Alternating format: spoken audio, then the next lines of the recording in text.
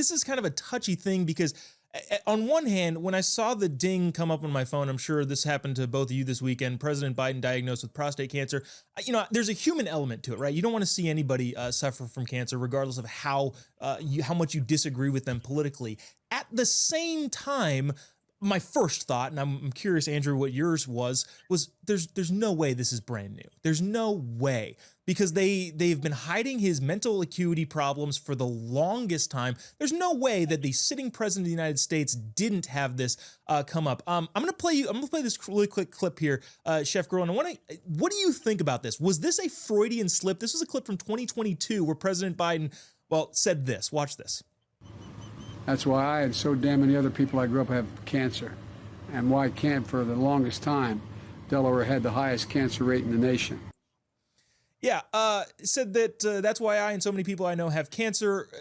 Chef Gruhl, was that a Freudian slip? Did he actually have cancer, and did he know about it, or was that just a weird, I don't know, verbal mess up from him? I can say with, a large degree of confidence that was not a slip. That was not a gaffe. That's one hell of a gaffe if you go out and say, I've got cancer, right? And you don't even correct it. That's not a gaffe. We all knew it. We all knew this. And I guarantee, here's the thing, you can be empathetic, and I am empathetic for him and his family, as everybody is, right? We actually have hearts, but I know that everybody is thinking, whether they want to say it out loud or not, this is not sudden. This has been going on. We've watched it with our own eyes. None of us need a medical degree to tell you that he's been falling apart. And now we can connect the dots knowing that he went out there and said that. It's a sad situation, but it's also a sad situation for the credibility, or the lack thereof, of the entire machine that was propping him up and telling everybody that he was fine. I mean, it honestly is pretty depressing. It really is. And, we have this audio clip. I don't know if we have the time to play it entirely, but there's audio now coming out from his special counsel hearings with Robert Hur. And Antonio, he sounds very, very, very, very bad. Now, we've been asking this question kind of routinely over the course of Joe Biden getting back into the spotlight and doing the rounds and all that sort of stuff, especially with Jake Tapper's new book.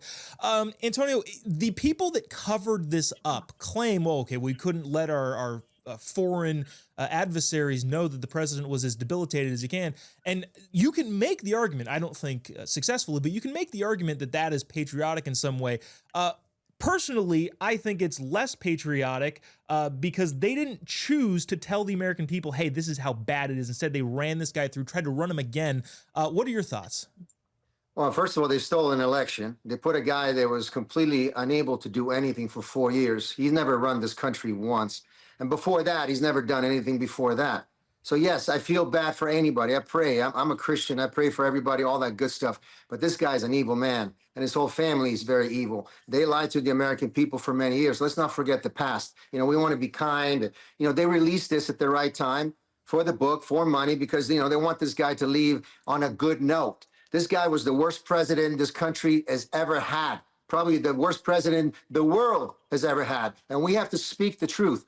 Do I feel bad for anybody having cancer? Of course I do. Yes, all that good stuff. But this guy wanted our president to be killed. This president did a lot of bad stuff for not only our country, but the rest of the world. Let's not forget that. And let's face it, this guy has not been capable to speak or even remember anything for years. He doesn't even know what's going on. Probably it's good for him that he doesn't even know he has cancer.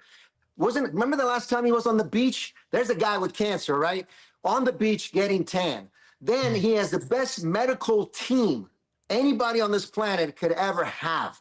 They told us he was fine for years. They told us he was perfect. His health is great, when they knew exactly what's going on. And they do checks on these presidents. They do it. They have to. They're White House. They want the guy to, they do it. They're not like me and you going, hey, let me make an appointment with my doctor. They're checking. They have the top of the line that we pay for. Let's remember carefully what happened in the last 4 years. It's very important.